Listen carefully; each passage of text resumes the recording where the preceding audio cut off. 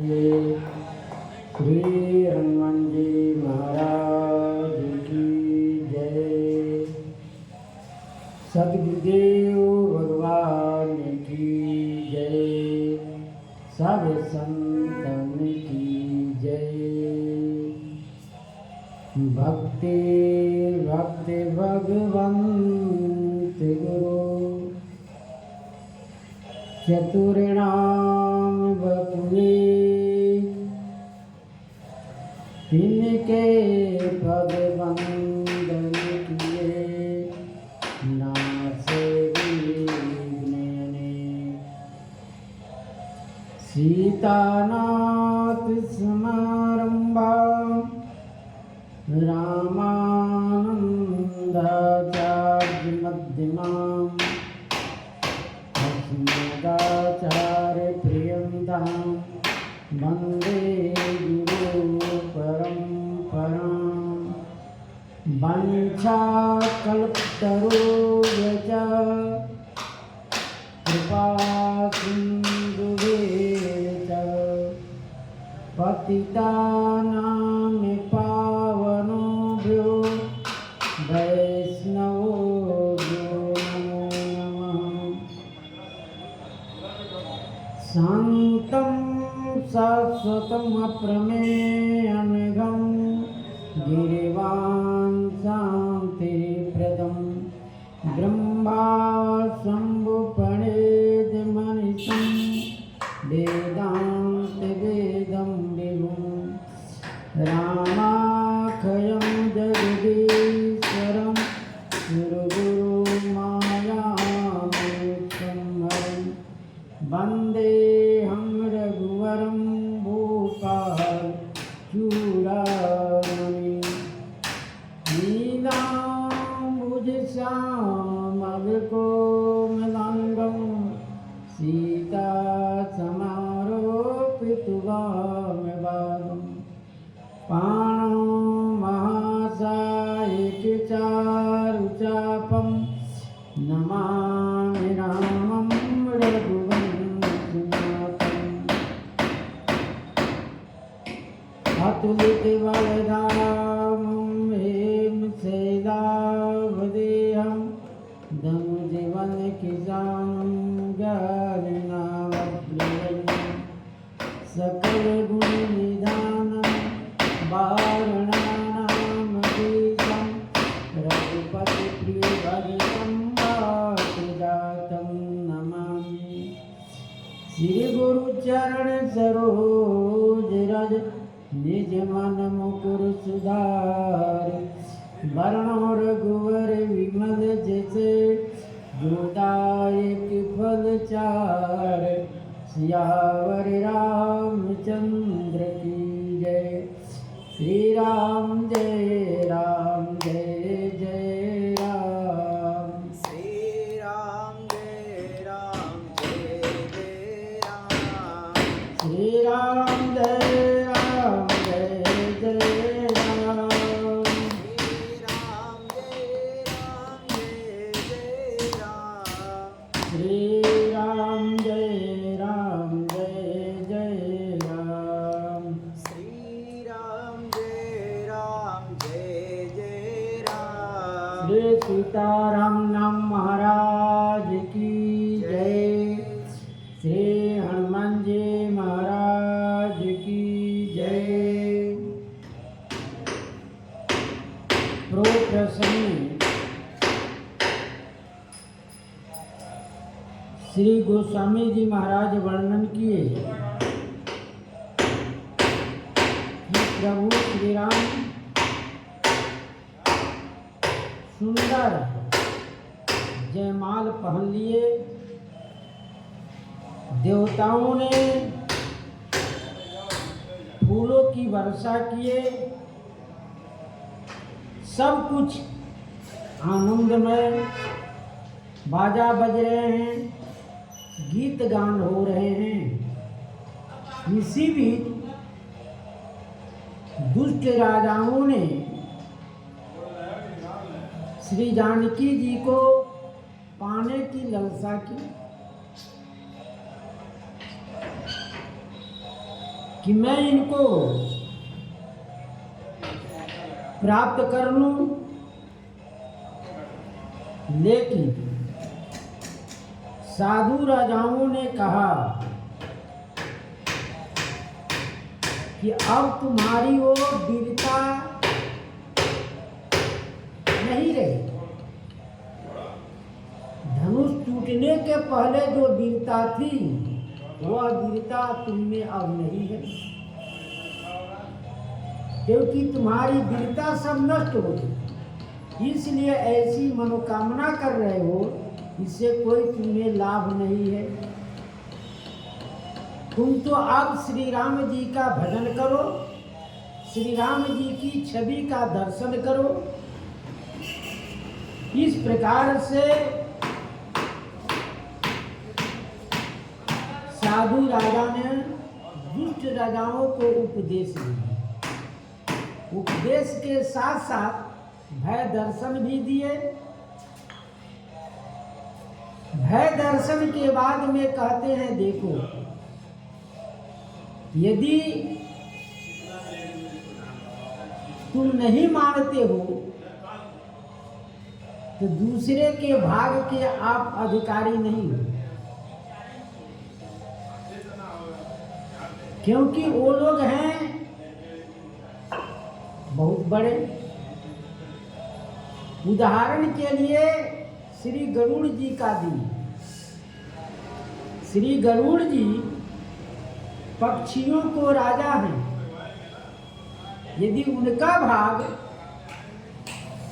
कौवा चाहे कि मैं ले लूं, असंभव, उसको मिलना ही नहीं। वह तो ऐसे हैं, उनका भाग कैसे तुम प्राप्त कर सकते। दूसरा उदाहरण दिए खरगोश का। खरगोश सबसे तुच्छ और नीच और छोटा जानवर है। यदि वह चाहे कि मैं सिंह का भाग लूं, तो यह कदापि संभव नहीं है।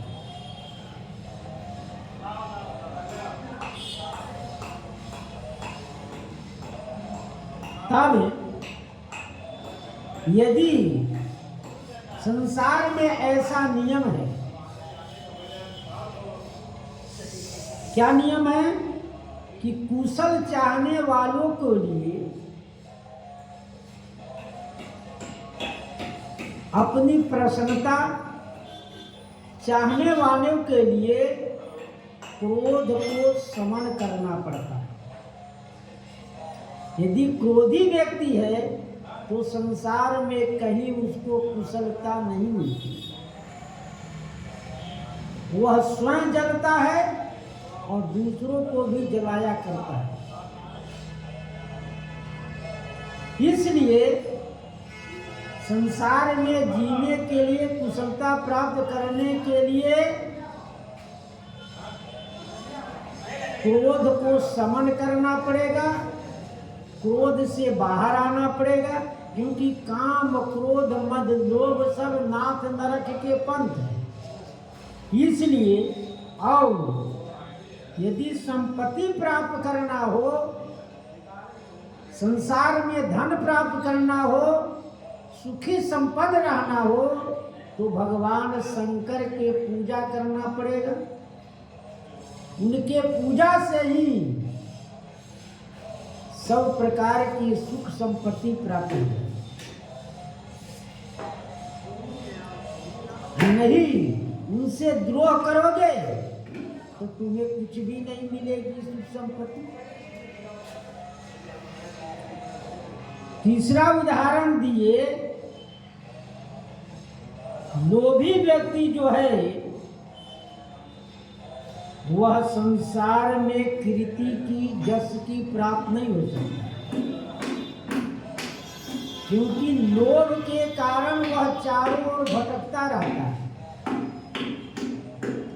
उसके मन में चंचलता, कुछ वस्तु प्राप्त करने की इच्छा हमेशा जागृत रहता है, इसलिए वह कभी शांति से नहीं जाता है। और चौथा उदाहरण दिए कामी। कामी पुरुष कभी निष्कलंक नहीं हो सकता। कामना प्राप्त करने के लिए उसको कुछ करना पड़ता है, निष्कलंक नहीं हो पाता है, इसलिए उसको निष्कलंक होने के लिए कामना को छोड़ना पड़ेगा। हरिपद विमुखे परम गति चाहा, तस तुम्हार लालच नर नहा।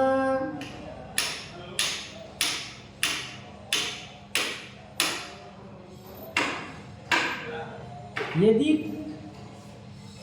हरिपद विमुख, भगवान के चरण कमलों से विमुख होकर परम गति मोक्ष प्राप्त करना चाहे, भगवान के चरण कमलों से विमुख होकर व्यक्ति सुखी होना चाहे, भगवान के चरण कमलों से विमुख होकर मोक्ष प्राप्ति करना चाहे तो असंभव है, संभव नहीं है।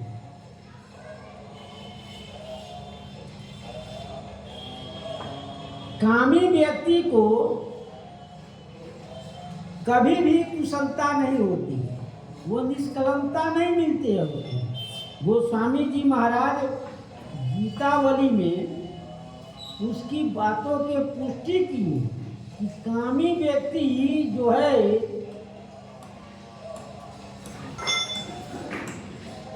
कैसे फूल ही लजावे बाल,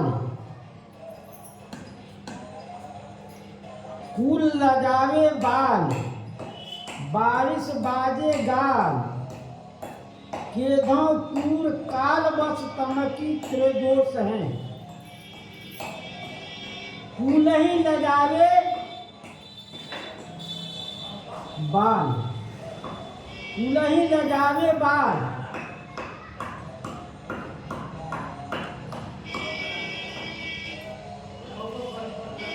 यानी वे मूर्ख अपने कुल को लगाते हैं, व्यर्थ में गाल बजाते हैं, अथवा कुल काल के वशीभूत होकर तम तमाकर त्रिदोष में पड़कर बकवाद कर रहे हैं।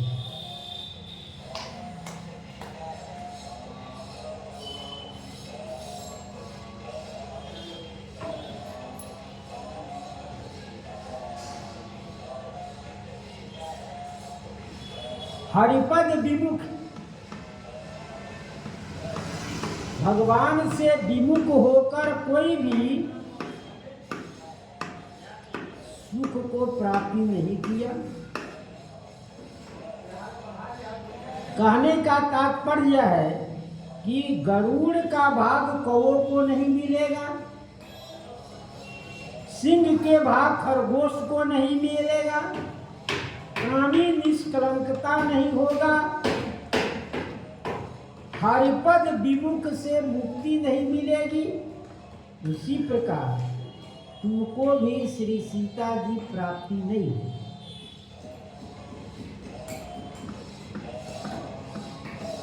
क्योंकि भगवान के नाम का अवलंबन लेने पर दोहावली 20 में गोस्वामी जी महाराज कहे, राम नाम अवलंबन सब साधन है सुन, सब साधन सुन है। राम नाम अवलंबन, श्री राम नाम के अवलंबन लेने पर, सहारा लेने पर मुक्ति की प्राप्ति हो जाती है। सब साधन, जितने आप साधन योग तप तपस्या करते हैं सब शून्य है। तो हाथ रहे 10 गुण, यदि एक अंक बना है, यानी राम नाम रूपी एक अंक बना है, तो वह 10 गुना बढ़ता जाएगा।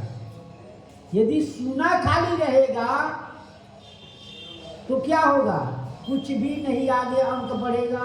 और एक अंक लिख दीजिए, उसके आगे जितना शून्य बढ़ाइएगा उतनी दहाई बढ़ता जाएगा। उसी प्रकार से यदि राम नाम आप मुक्ति प्राप्त करने चाहते हैं तो राम नाम का अवलंबन लेना पड़ेगा। इस बात को गोस्वामी जी महाराज ने उत्तरकांड में कहे,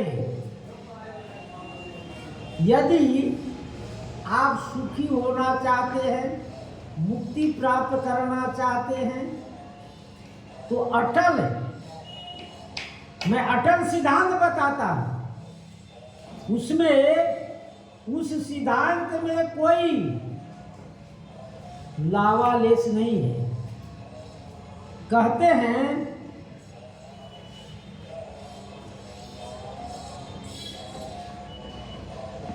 कमठ पीठ जामहि बहुबारा, कमठ पीठ जामहि बहुबारा, माने कछुए के पीठ पर का जम जाए बाल। कछुआ का पीठ बहुत,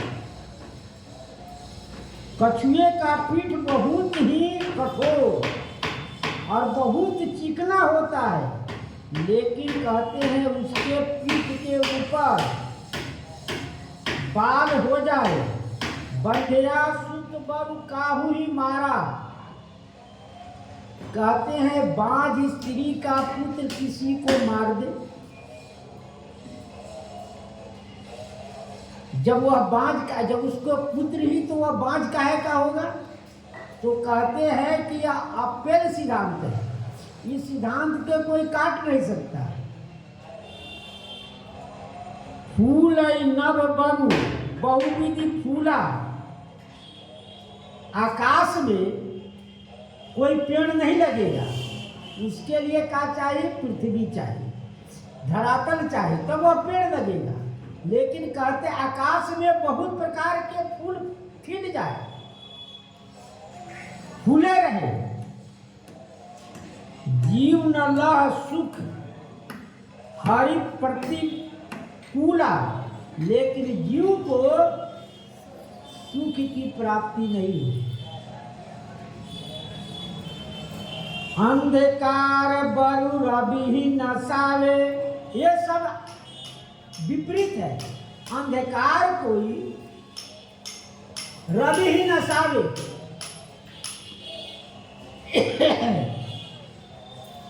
अंधकार जो है किसको नष्ट करे? सूर्य भगवान। लेकिन सूर्य भगवान को देखते ही अंधकार दूर हो जाता है, लेकिन उल्टा सिद्धांत कह रहे हैं।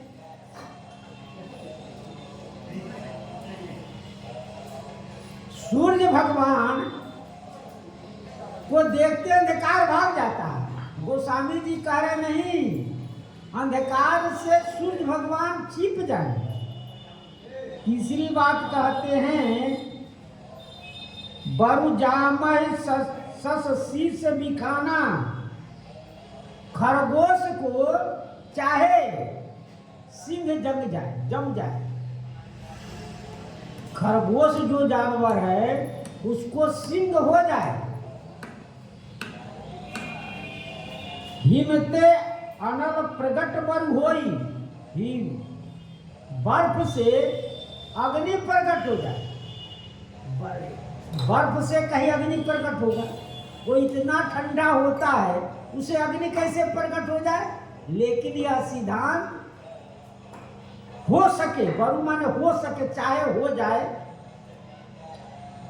विमुख राम सुख पावन को, लेकिन राम जी से विमुख होकर सुख कोई नहीं पा सकता।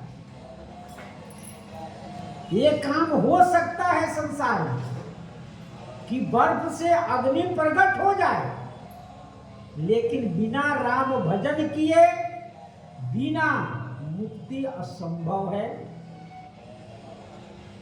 देखिए, सबसे बड़ी बात कहते हैं, बारी मत है भिरते होई बरु सिकताते बरुते।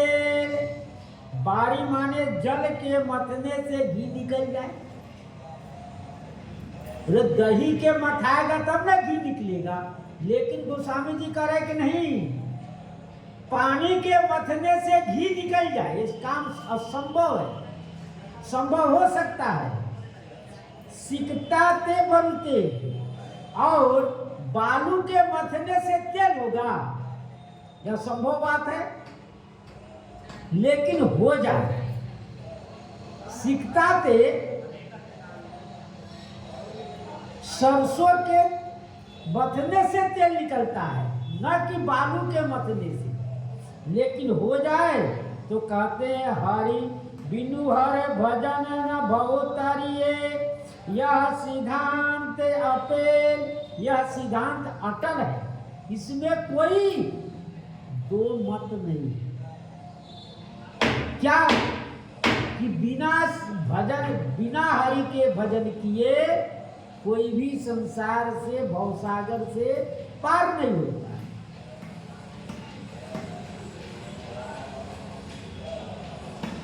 इसीलिए कह रहे हैं कि देखो, तुम जो चाह रहे हो कि श्री जानकी जी को हम प्राप्त कर ले, यह असंभव बात है। श्री जानकी जी राम जी के हैं और राम जी श्री जानकी जी के। तस तुम्हार लालच न रहा, उसी प्रकार से हे लालची राजाओं, वह तुम्हें नहीं मिलने वाली। कोलाहल सुनि सिय सकानी, सखी लवाई गई जहरानी। राजाओं ने जब शोरगुल करने लगे, श्री जानकी जी डर गए कि यदि कोई राजा हमको छू न ले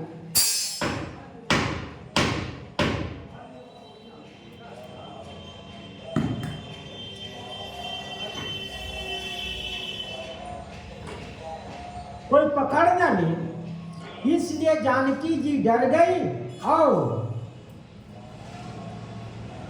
आपस में राजाओं यही बात कर रहे हैं, श्री जानकी जी को छुड़ा लो, इन दोनों भाई को बांध लो,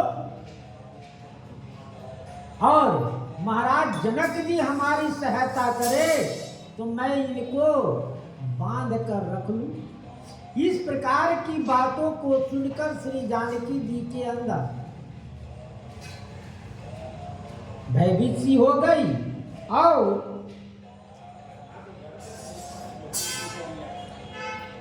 सखी लवाई गई जहरानी, तो सखियों ने उनको कहा कि सुंदर धीरे से जल्दी से श्री महारानी सुनैना जी के पास ले जाए।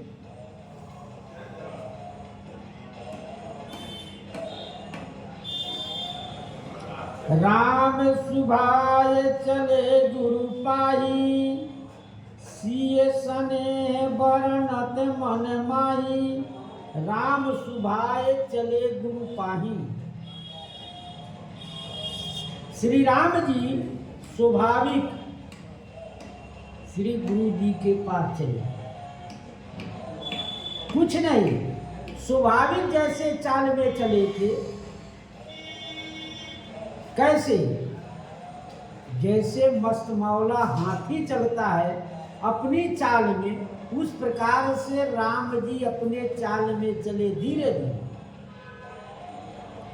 उनको किसी प्रकार की या धनुष तोड़ने की प्रसन्नता भी नहीं, न किसी प्रकार की शोरगुल राजाओं का कोई भय नहीं।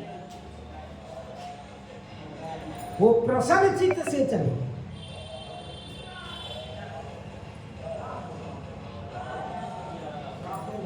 सिए स्नेह वर्णत मन माही। श्री जानकी जी का स्नेह जो है, प्रेम जो है, मन ही मन वर्णन कर रहे हैं कि देखो श्री जानकी जी का प्रेम हमने कितना है। वह यही सोची थी श्री जानकी जी, यह सोचती रही जेहि के जेहि पर सत्य स्नेहु, सोते ही मिले न कछु संदेहु। प्रभुतन चिते प्रेम पन ठाना, कृपा कृपा निधान राम सब जाना, सब जाना।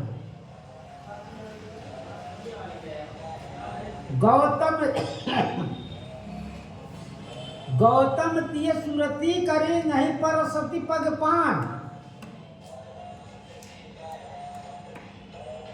यह प्रीति है। मन बिहसे रघुवंश मणि, प्रीति अलौकिक जान। यह प्रीति को देख श्री राम जी मन ही मन सराहना कर रहे हैं। रानी सहित सोच बस सिया, अब धौ विधि का करनिया। रानियों के सहित श्री जानकी जी अब सोचने लगे। सब कार्य संपन्न हो गया, धनुष टूट गया, जयमाल हो गया। अब श्री लौकिक रीति से विवाह होना है, तो इसमें इन राजाओं ने विघ्न पैदा कर। अवधों विधि का करनिया।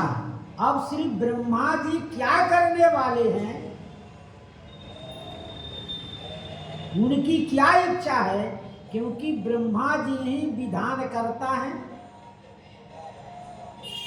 वही विधान बनाते हैं, वही विधान करते हैं। अब उनकी क्या इच्छा है, सब सोचने लगे।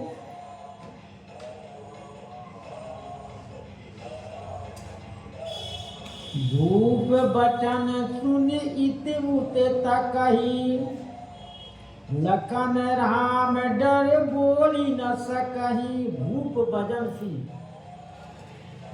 जिधर से राजाओं की आवाज आ रहा है, ठीक लखनलाल जी उधर देख रहे हैं कि कौन बोल रहा है। वो सोच रहे कि कौन शब्द का उच्चारण कौन राजा कर रहा है। बाद में मैं उनका खबर लूंगा। इतवुत तक चारों तरफ देख रहे हैं। कोई कह रहा है छोड़ा लीजिए, कोई कह रहा है दोनों भाई को बांध लीजिए, हमारे रहते हैं कैसे विवाह करेंगे। इन सब बातों को सोच रहे। लखन राम डल बोली न सकही।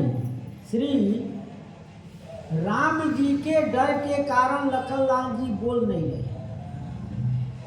यदि हम बोलने लगे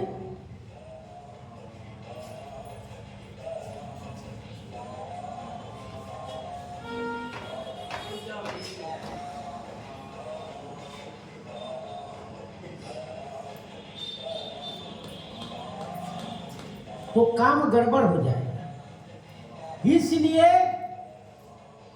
हम बोल भी नहीं सकते हैं। उनका डर है।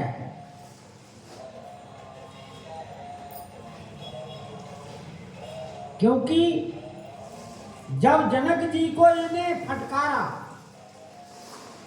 जनक जी ने कहा कि वीर विहीन नहीं मैं जानी, तो कहीं जनक असे अनुचित बानी। जनक जी आपने ऐसा संसार में अनुचित बान कहा है। बीजमान रघुकुल मणि जानी, यहाँ स्वयं वर्तमान है राम जी।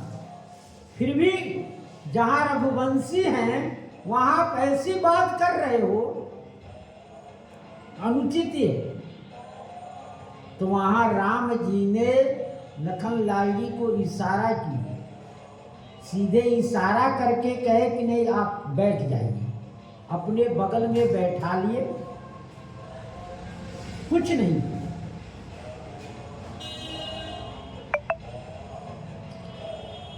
अरुण नयन भ्रिकुटि कुटिले, चितौ निपन सको, मनहु मते गजराज निरखी, सिंह किशोर चोप। अरुण नयन श्री लखनलाल जी का नेत्र लाल हो गया। अरुण नयन भ्रिकुटि कुटिल, भाव जो है कुटिल हो गया, टेढ़ है।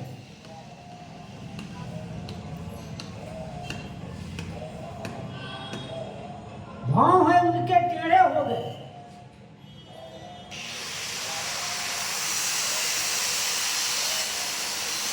क्रोध के साथ राजाओं की तरफ देख रहे हैं। यह जो है राजाओं के तरफ क्रोध भरे हुए शब्दों ने नेत्रों से देख रहे हैं।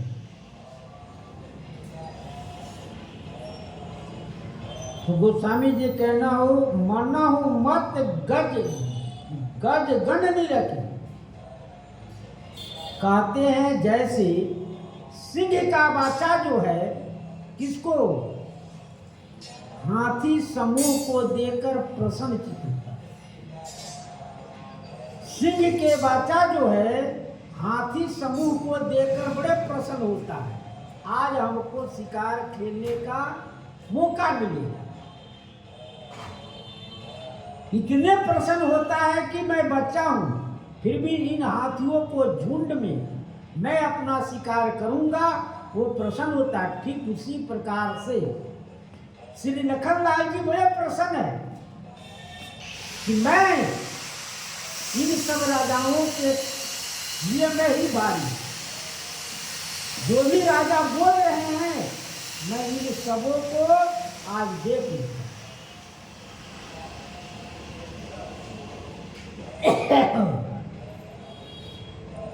गीतावली बालकांड 95 में गोस्वामी जी महाराज कहे,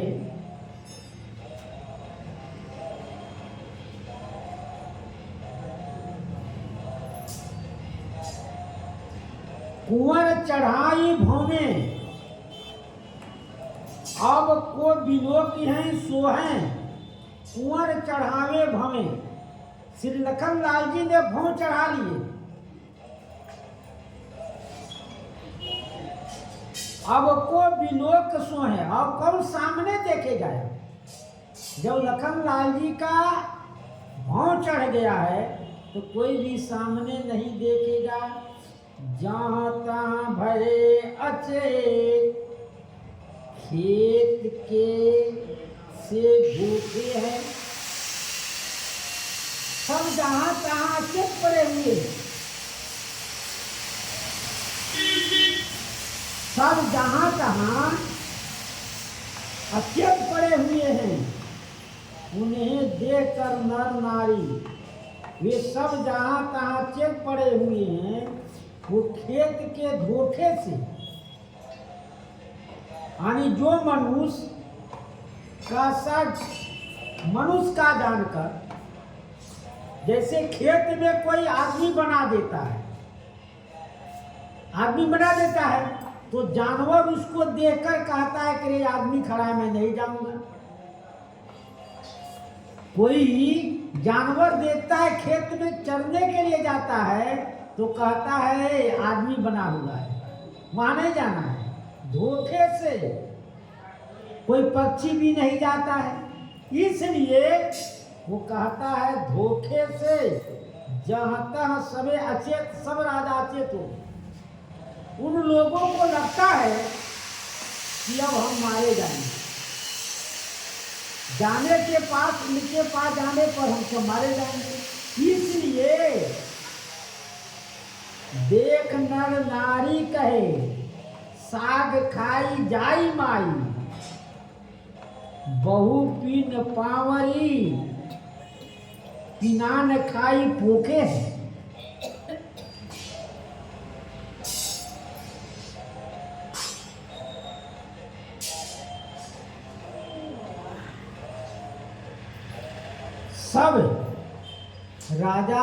सोच रहे यदि कुछ गड़बड़ किया जाए और कुछ बोला जाए तो लखनलाल जी का क्रोध बिल्कुल अधिक हो जाएगा, तो हम सब नहीं बचेंगे। इसलिए घर भर देखी विकल नर नारी, सब मिल गई मही पनगारी। घर भर देखी विपुल नर नारी, सब लोग यही देख रहे हैं, कुलाहल देखे कि इन राजा महाराजाओं से धनुष तो टूटा नहीं, सब हार कर बैठ गए, फिर भी कोलाहल कर रहे हैं। तो इसलिए इनकी वृत्ति कैसी है? दुष्ट प्रकृति के हैं, इन लोग का स्वभाव अच्छा नहीं है। तब नर नारी, वहां के स्त्री पुरुष सभी गाली देने लगे। कहते हैं, गाली क्या देते? गोस्वामी जी कहे, देखे नर नारी कहे। इन राजाओं को देखकर सब नर नारी क्या कहते हैं?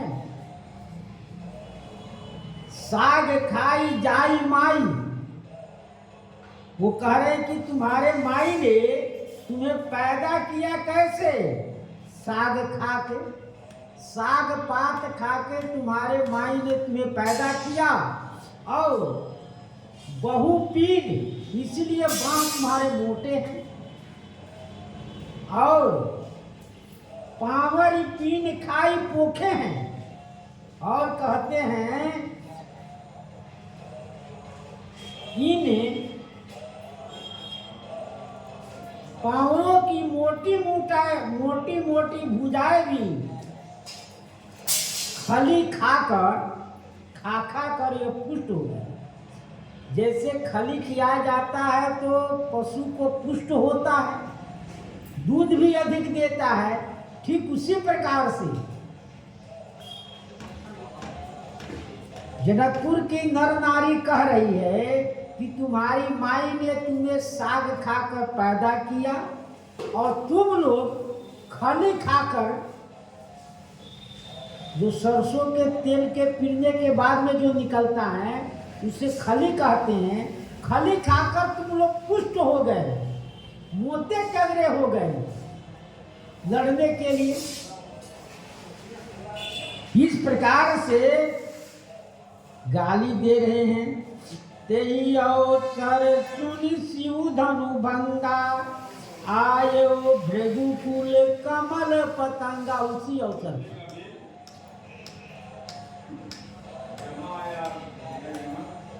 जिस अवसर पर राजा महाराजाएं क्या कर रहे हैं? कोलाहल कर रहे हैं। इसी अवसर पर शिव धनु भंगा सुनकर, क्योंकि श्री परशुराम जी महेंद्राचल पर्वत पर रहते, उन्हें 21 बार क्षत्रियों से रहित पृथ्वी कर दी। अंत में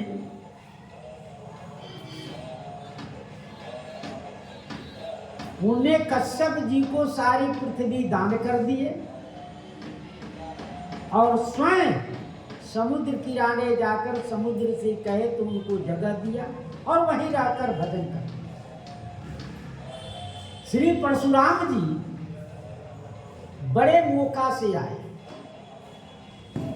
यह गोस्वामी जी की ऐसी रचना है, इस रचना को देकर अन्य रामायणों में नहीं है। जैसे वाल्मीकि हो, अध्यात्म रामायण हो, हनुमान नाटक में तो है कि हनुमान नाटक में धनुष तोड़ने के बाद परशुराम जी आए। यदि परशुराम जी नहीं आते तो युद्ध होता, युद्ध भी यदि नहीं होता तो इन राजाओं के मन में द्वेष बना रहता। इन राजाओं के अंदर द्वेष बना रहता कभी न कभी युद्ध करने की, क्योंकि जब आज नहीं होगा तो कल अपने दाव के लिए उन्हें कुछ ना कुछ षड्यंत्र रचेंगे।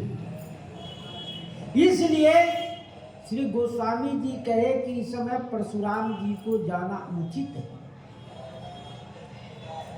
क्योंकि परशुराम जी से सब भयभीत होते हैं। परशुराम जी से सभी भयभीत हो जाते हैं।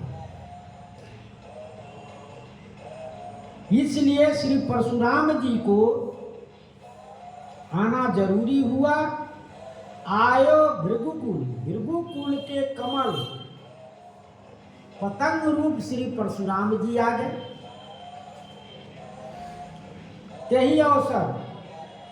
तेही अवसर मानस में 30 बार आया है। तेही अवसर आए दो भाई, जहां कुछ कार्य अनोखी होना हो, तेही अवसर गिरिजा पूजन। जहां कार्य की अनोखी होना हो, वहां तेही अवसर गोस्वामी जी महाराज मंदिर। यहां परशुराम जी के आने के बाद में सभी राजा महाराजाओं शांत हो। इतना ही नहीं, परशुराम जी त्रिलोकी विजय, तीनों लोक में उनका दबदबा है कि हाँ परशुराम जी कोई है। तीनों लोक में उनकी दबदबा होने के कारण सब यही सोचते हैं कि राम जी त्रैलोक विजय कैसे होंगे। तो परशुराम जी से बातों बात में जीत गए, इसलिए राम जी त्रैलोकी विजय हुए। तो स्वयं जनक जी के दूतों ने कहा कि यह त्रिलोक विजय का धनुष है, जो इसको तोड़ेगा तीनों लोक में उसकी विजय होगी। तो परशुराम जी आए और बातों बात में परशुराम जी परास्त हो गए और फिर भजन करने के लिए चले गए। श्री परशुराम जी की कथा उन्हें है वंशी कृत बीज के पुत्र अर्जुन के सहस्त्र हाथ थे।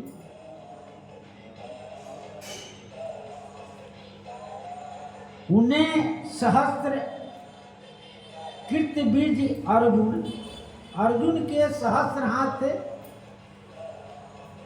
उन्हें श्री दातात्रेय के तपस्या किया।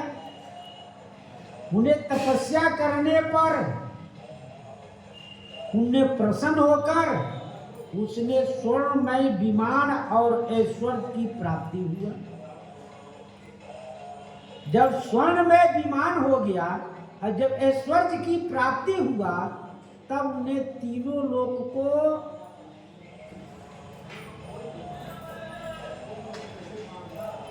देवता को, ऋषि को, जगों को, प्राणियों को पीड़ा देने लगा, क्योंकि वरदान प्राप्ति है। वरदान प्राप्ति में वह कुछ भी कर सकता है, घमंड हो गया। जैसे हिरण्यकश्यप को हुआ, रावण को हुआ, अपने वरदान पाकर अहंकार हो गया। तब सभी ने भगवान विष्णु से प्रार्थना किए कि भाई इसके रहते संसार में हम सब सुखी नहीं रहते हैं, इसका कोई समाधान होना चाहिए।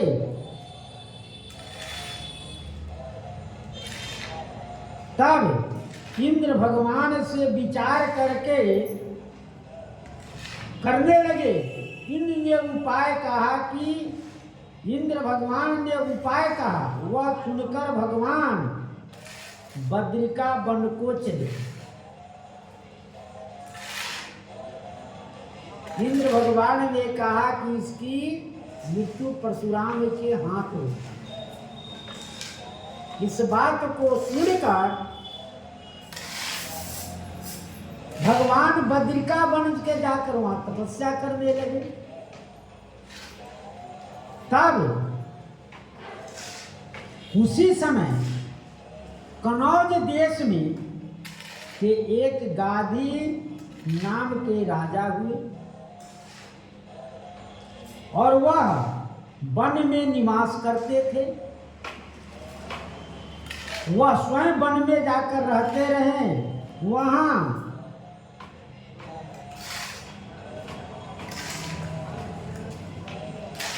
वहां एक सत्यवती नाम के उनको कन्या उत्पन्न हुई। राजा अपने राजपाट छोड़कर वन में निवास करते, तपस्या करते थे। वहां एक सत्यवती नाम की कन्या उत्पन्न हुई। उसे भृगु बंशी ऋचिक मुनि ने मांग लिया कन्या को। वो कन्या जोग हुई तो भृगु ऋषि ऋचिक जी ने कहा कि यह कन्या हमको दीजिए। तो राजा ने कहा इस कन्या के बदले में आपको 1000 श्वेत वर्ण की श्याम घोड़ा देना होगा, तब मैं कन्या आपको दे सकता हूं। ऋचिक जी ने वरुण से कहा कि हमको घोड़ा चाहिए। घोड़े पाकर राजा ने ऋचिक जी ने वरुण भगवान से कहा तो वरुण भगवान ने घोड़ा दिए और घोड़े पाकर राजा ने ऋचिक जी को वह कन्या सत्यवती दे दी। यह जानकर उनके पिता किनके ऋचिक जी के पिता भृगु जी वहां आए और अपने पुत्र वधु और पुत्र को आशीर्वाद दिए।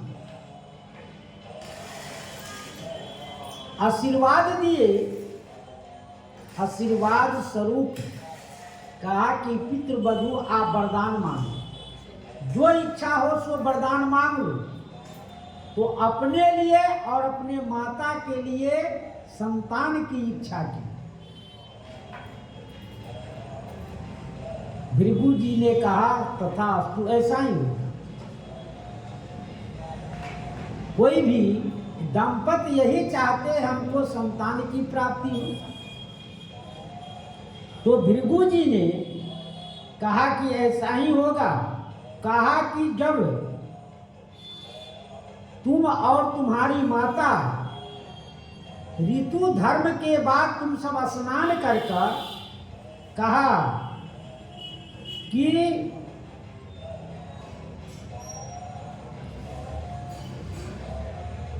तुम गुलर के पेड़ से आलिंगन करना और तुम्हारी माता पीपल के पेड़ से आलिंगन करना, लपेट जाना। ऋतु धर्म के बाद में तुम गुलर के पेड़ से लपेटना और तुम्हारी माता पीपल के पेड़ से लपटे और उन्हें चरु दिया, 2 चरु दिया। कहा कि तुम इस चरु को खाना और अपने माता को इस चरु को देना। लेकिन उनके माता ने कही कोई भी व्यक्ति अपने लिए अच्छा संतान की प्राप्ति चाहता है, हमारा संतान अच्छा हो, तो उन्हें अपनी पुत्री से कहकर दोनों अलट पलट कर लिए। मैंने माता को जो चरु दिया था वो बेटी खा गई और बेटी का चरु माता खा गई। और बेटी को गुलर के पेड़ से लिपटना था तो माता गुलर के पेड़ से लपट गई और पुत्री पीपल के पेड़ से लपटी। इस प्रकार दोनों क्या हो गई, गर्भवती भई। इस बात को श्री भृगु जी ने जान गए कि इन लोगों ने अपना चरु अलट पलट कर लिए। तब भृगु जी कहे कि जाओ, तुम्हारा पुत्र जो होगा क्षत्रिय स्वभाव के होगा। तब सत्यवती ने अपनी ससुर से प्रार्थना की कि हमारा पुत्र क्षत्रिय स्वभाव का नहीं हो, हमारा पोता क्षत्रिय स्वभाव का हो। तो वही श्री सत्यवती के पुत्र हुए जमदग्नि। सत्यवती के पुत्र जमदग्नि हुए, जिन्होंने वेद धनुर्वेद का अध्ययन किया। श्री जमदग्नि की कन्या कौन? रेणुका, जिनके 5 पुत्र हुए। रेणुका जी, एक बार श्री जमदग्नि जी ने जल मांगा कि जाओ जल लाओ, प्यास लगा है। तो श्री रेणुका जी ने जल लेने गई तालाब में। तालाब में जब जल लेने गई तो वहां गंधर्वों का विहार देखने लगा, नाच गान देखने लगा। उन लोग जल में अपना विहार कर रहे थे। उनको देखकर इनको हो गया देर पानी लाने। श्री जमदग्नि जी ने पूछा कि इतना समय कहाँ लगे? अब पास में जाना है, कोई व्यक्ति को कहो कि जाओ यह कार्य करके आओ, और वह समय से आया नहीं, समय अधिक लगा दिया, तो स्वाभाविक कोई पूछेगा कि इतना देर कैसे लग गया। तो श्री जमदग्नि जी ने इस बात को जान गए ध्यान से कि इन्हें ऐसा कुछ कर रहे थे, देख रहे थे तमाशा देखने में इन्हें देर कर दिया। देखते देखते जमदग्नि जी ने क्रोध आ गया। क्रोध आया तो 4 पुत्रों से कहा कि माता का सर काट दो। किसी ने नहीं कहा कि नहीं मैं नहीं काटूंगा माता के सर। श्री परशुराम जी से कहे, परशुराम जी ने फरसा उठा 2 टुकड़े कर दिए। श्री जमदग्नि जी प्रसन्न हो गए कि जो तुम्हें इच्छा हो वरदान मांगो। तब श्री परशुराम जी ने कहे कि माता जीवित हो जाएं, सभी भाई स्वस्थ हो जाएं।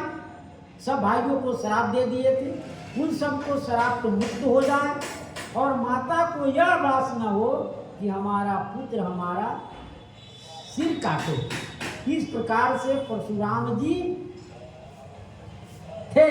और उसके बाद में कृतविज का पुत्र सहस्त्र हाथ वाला अर्जुन आया आश्रम पर। परशुराम जी सब आए गए थे वन में, तो इन्हें आकर आश्रम को उजाड़ दिया कि उनको 1000 हाथ है, बलवान भी है। तो परशुराम जी जब वन से आए तो पूछे यह कौन किया? तो कहा कि सहस्त्र अर्जुन आकर किया है। तो परशुराम जी क्रोधित होकर फरसा उठाए जाकर उनको सब भुजाएं काट दी, 1000 भुजाओं को काट दिए। फिर जमदग्नि जी के फिर उनके अनुयायियों ने इनसे विरोध कर लिया। फिर एक दिन आश्रम पर आकर उनके पिता परशुराम जी के पिता जमदग्नि जी को मार डाला। तो परशुराम जी ने फिर उनके जितने अनुयायी थे सबको समाप्त कर दिए। समाप्त करके फिर परशुराम जी ने इसी से सबका विरोध हो गया, और हहरवंशी जो क्षत्रिय थे उनको परशुराम जी ने 27 बार ये पृथ्वी से रहित किए। और कोई इधर उधर छिप जाता था, उसी से उनकी फिर वृद्धि होती। फिर ब्राह्मणों को दान दे देते। फिर ब्राह्मण कहता कि हमसे राजपाट नहीं चलेगा, तो अन्य क्षत्रिय को दे दिए। इस प्रकार से परशुराम जी अंत में ऋचिक मुनि के कहने पर श्री परशुराम जी ने कश्यप जी को यह सारी पृथ्वी दान कर। सारी पृथ्वी दान कर दिए और अपने महेंद्र पर्वत पर जाकर रहने लगे, वहां तपस्या किए। जब ही शिव धनुष का भंग की आवाज उनको काने में पड़ी तो परशुराम जी जान गए कि हमारे शिव जी का धनुष, गुरु जी का धनुष किसने तोड़ा है।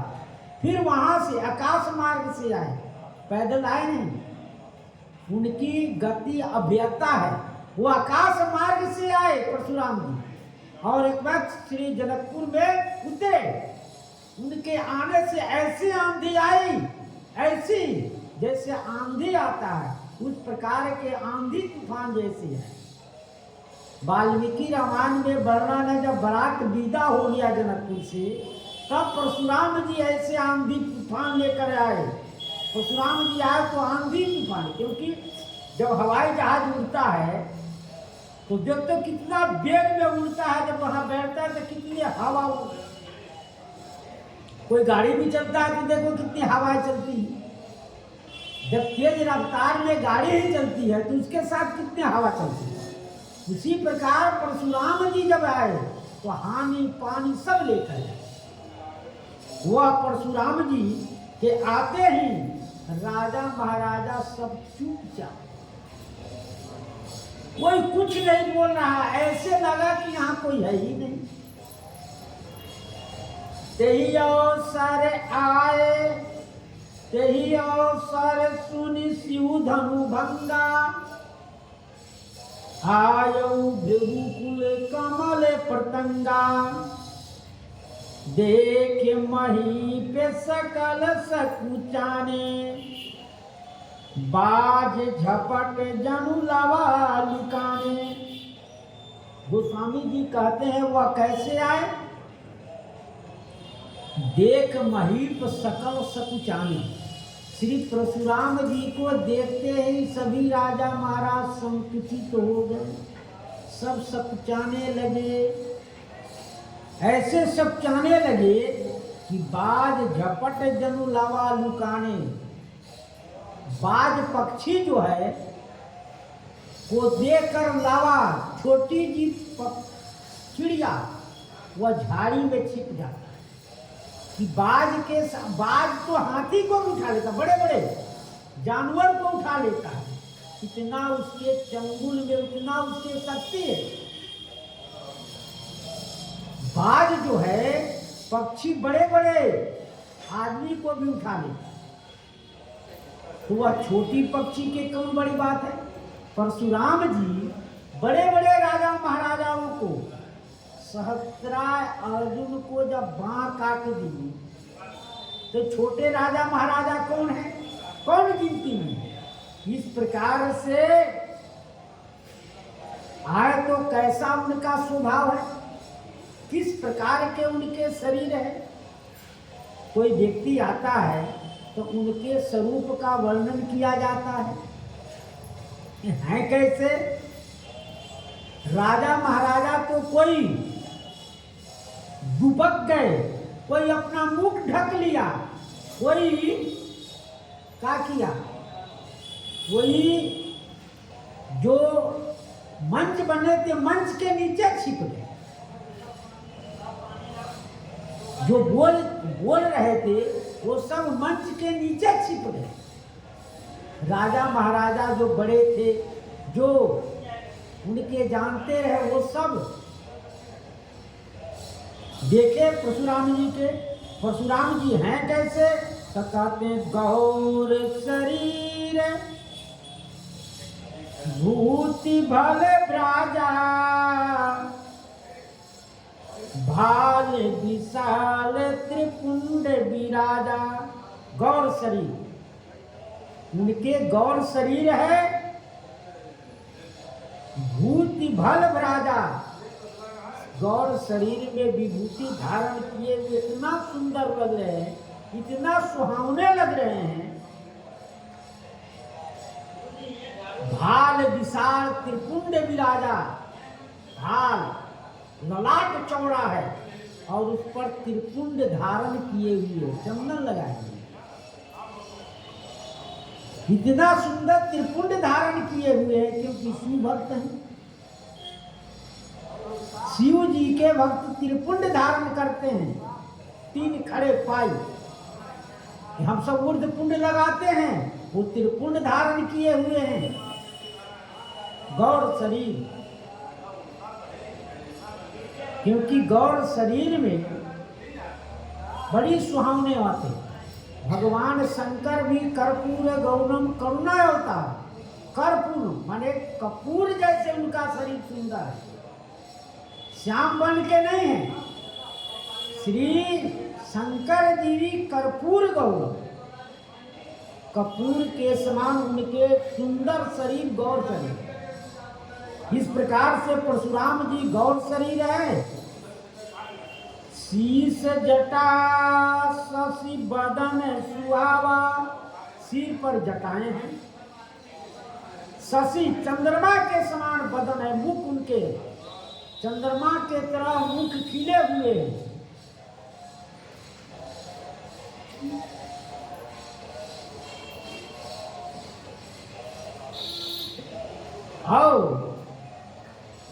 ऋष बस कचुक अरुण हो आवा। क्रोध के कारण उनका मुख लाल हो गया, नेत्र लाल है। क्रोध के कारण परशुराम जी का नेत्र लाल हो गया। क्रोध के कारण ऋषवश, क्रोध के कारण इनके नेत्र कुछ लाल हो चुके। भ्रिकुट कुटिले नैन ऋष राते, सहजौ चितौ मनहु रिसाते। भ्रिकुट कुटिल, भावें जो है टेढ़ी है, भावें टेढ़ी है। नैन ऋष राते, नेत्र लाल हो गया, नेत्र लाल है। भाव टेढ़ी है, नेत्र लाल है। और सहजव चितव मनौ रिसाते, स्वाभाविक जिनके तरफ देखते हैं तो लगता है कि हम पर ऋष किए, क्रोध किए, क्योंकि इनका ऐसा स्वरूप है। यदि किसी व्यक्ति का ऐसा स्वरूप होता है तो व्यक्ति कहता है भैया हम पर क्यों रिसा है, तुम्हारे आंख लाल है, चेहरे लाल दिखाई दे रहा है, नेत्र लाल लाल है, ओठ चढ़ा हुआ है, भवें सब चढ़ी हुई है, ऐसा क्यों होता। उसी प्रकार परशुराम जी की ऐसे स्वरूप देखकर और क्या धारण, वृषभ कंद उर बाहु विशाला, चारु जने उमाल मृगी छाला। वृषभ कंध माने बैल के कंधे के समान उनका कंधा है। कंधा बैल के कैसा होता है, बहुत मजबूत होता है। बैल का जो कंधा है इतना मजबूत होता है, तभी तो वो गाड़ी भी खींचता है, हल भी खींचता है। जब मजबूत कंधा नहीं होगा तो कैसे खींचे। उसी प्रकार से श्री परशुराम जी के कंधा चौड़ा है, चौड़ा भी कंधा, बैल का कंधा छोटा नहीं तो चौड़ा भी होता है। और बाहु विशाला, जो बाह है वो अजान बाहु, घुटने के नीचे तक उनकी बाहु है। चारु जनेऊ मार्ग मृछाला, सुंदर सुंदर जनेऊ धारण किए हुए हैं, माला पहने हुए हैं और मृग चर्म लिए, मृग चर्म धारण लिए हुए हैं। कटिमुनि बसन पूर्ण दुई बांधे, धनुषर कर कुठार कल कांदे। कटिमुनि बसन, कमर में जो है मुनि वस्त्र धारण किए हुए हैं। कमर में क्या, पीताम्बरी धारण किए हुए हैं।